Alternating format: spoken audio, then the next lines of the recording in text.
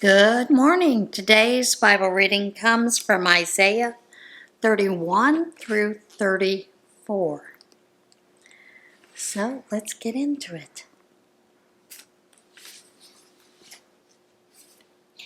Doom to those who go off to Egypt thinking that horses can help them, impressed by military mathematics, awed by sheer numbers of chariots and riders, and to the Holy of Israel not even a glance, not so much as a prayer to God.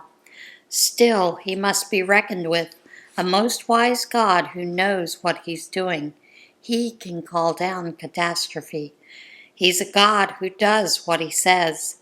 He intervenes in the work of those who do wrong, stands up against interfering evil doers. Egyptians are mortal, not God, and their horses are flesh, not spirit. When God gives the signal, helpers and helped alike will fall in a heap and share the same dirt grave. This is what God told me. Like a lion, king of the beasts that gnaws and chews and worries its prey, not fazed in the least by a bunch of shepherds who arrive to chase it off. So God of the angel armies comes down to fight on Mount Zion, to make war from its heights. And like a huge eagle hovering in the sky, God of the angel armies protects Jerusalem. I'll protect and rescue it. Yes, I'll hover and deliver. Repent, return, dear Israel, to the one you so cruelly abandoned. On the day you return, you'll throw away every last one of you, the no God your sinful hands made from metal and wood. Assyrians will fall dead, killed by a sword thrust, but not by a soldier, laid low by a sword, but not swung by a mortal. Assyrians will run from that sword, run for their lives, and their prize young men made slaves. Terrorized, that rock-solid people will fall to pieces. Their leaders scatter hysterically. God's decree on Assyria. His fire blazes in Zion. His furnace burns hot in Jerusalem. But look, a king will rule the right way. His leaders will carry out justice. Each one will stand as a shelter from high winds, provide safe cover in stormy weather. Each will be cool, running water in a parched land, a huge granite outcrop giving shade in the desert. Anyone who looks will see. Anyone who listens will hear. The impulsive will make sound decisions. The tongue-tied will speak with eloquence. No more will fools become celebrities, nor crooks be rewarded with fame. For fools are fools, and that's that, thinking up new ways to do mischief. They leave a wake of wrecked lives and lies about God, turning their backs on the homeless hungry, ignoring those dying of thirst in the streets. And the crooks? Underhanded sneaks they are, inventive in sin and scandal, exploiting the poor with scams and lies, unmoved by the victimized poor. But those who are noble make noble plans and stand for what is noble. Take your stand, idle women. Listen to me. Indulgent, idle women. Listen closely to what I have to say. In just a little over a year from now, you'll be shaken out of your lazy lives. The grape harvest will fail and there'll be no fruit on the trees. Oh, tremble, you idle women. Get serious, you pampered dolls. Strip down and discard your silk fineries. Put on funeral clothes. Shed honest tears for the lost harvest, the failed vintage. Weep for my people's gardens and farms that grow nothing but thistles and thorn bushes. Cry tears, real tears for the happy homes no longer happy, the merry city no longer merry. The royal palace is deserted, the bustling city quiet as a morgue, the emptied parks and playgrounds taken over by wild animals, delighted with their new home. Yes, weep and grieve until the Spirit is poured down on us from above, and the Badlands desert grows crops and the fertile fields become forest. Justice will move into the Badlands desert. Right will build a home in the fertile field. And where there's right, there'll be peace, and the progeny of right, quiet lives in endless trust. My people will live in a peaceful neighborhood, in safe houses, in quiet gardens. The forest of your pride will be clear-cut, the city showing off your power leveled. But you will enjoy a fortunate life, planting well-watered fields and gardens, with your farm animals grazing freely. Doom to you, destroyer, not yet destroyed, and doom to you, betrayer, not yet betrayed. When you finish destroying, your turn will come, destroyed. When you've quit betraying, your turn will come, betrayed. God, treat us kindly, you're our only hope. First thing in the morning, be there for us. When things go bad, help us out.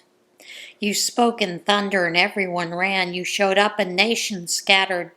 Your people, for a change, got in on the loot, picking the field clean of the enemy's spoils. God is supremely esteemed, his center holds.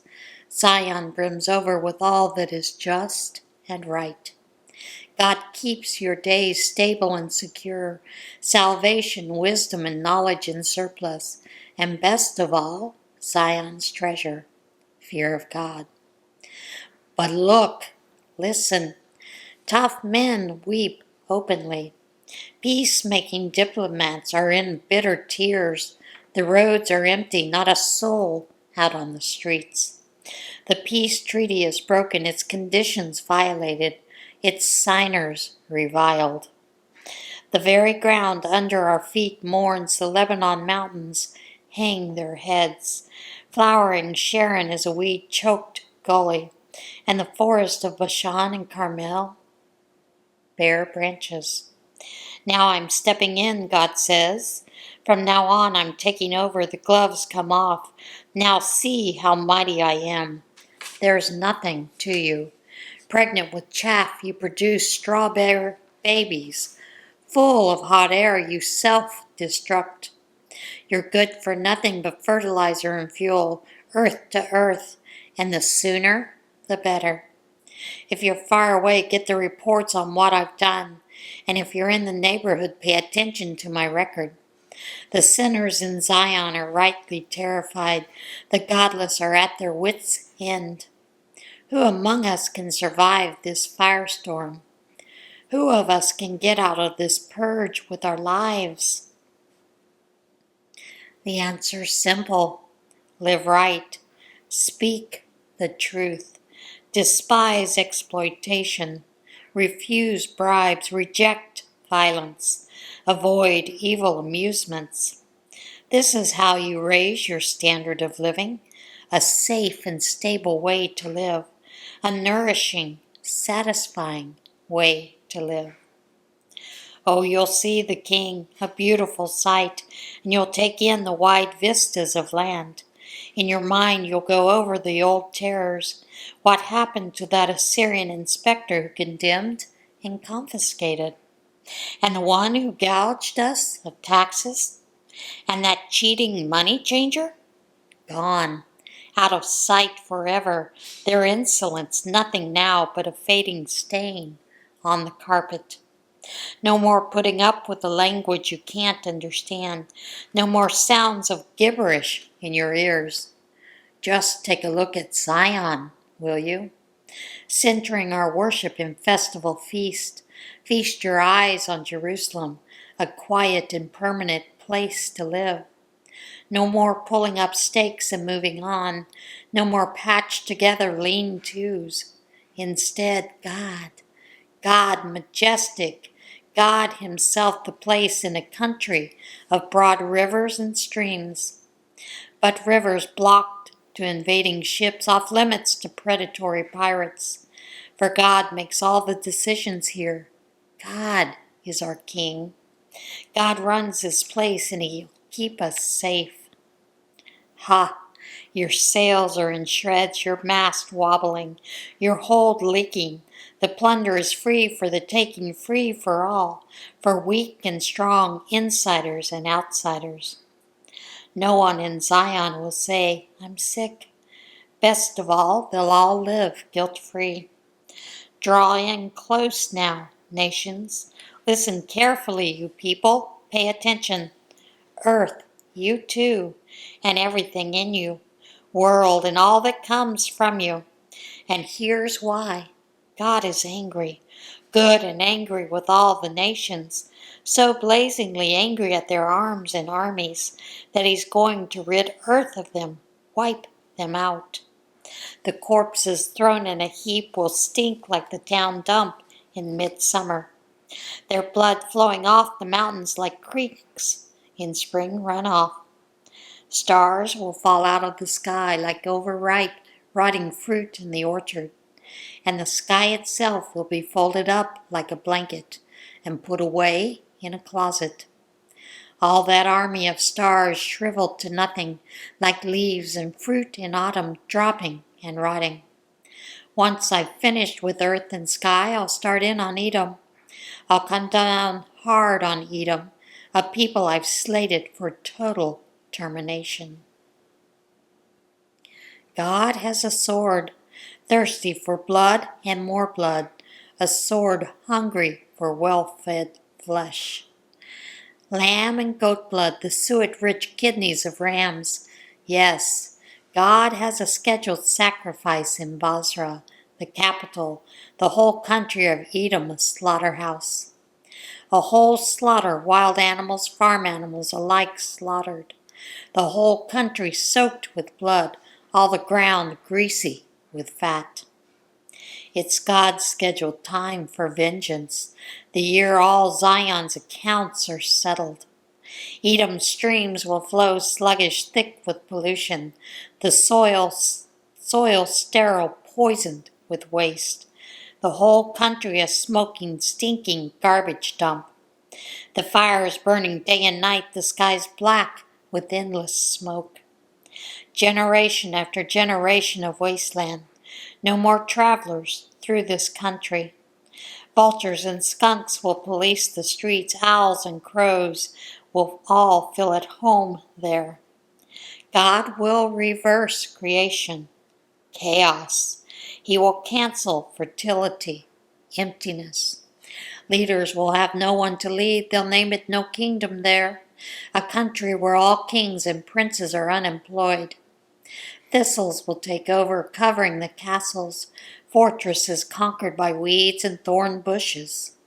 Wild dogs will prowl the ruins, ostriches have the run of the place. Wild cats and hyenas will hunt together. Demons and devils dance through the night. The night demon, Lilith, evil and rapacious, will establish permanent quarters. Scavenging carrion birds will breed and brood infestations of ominous evil. Get and read God's book. None of this is going away, this breeding, brooding evil.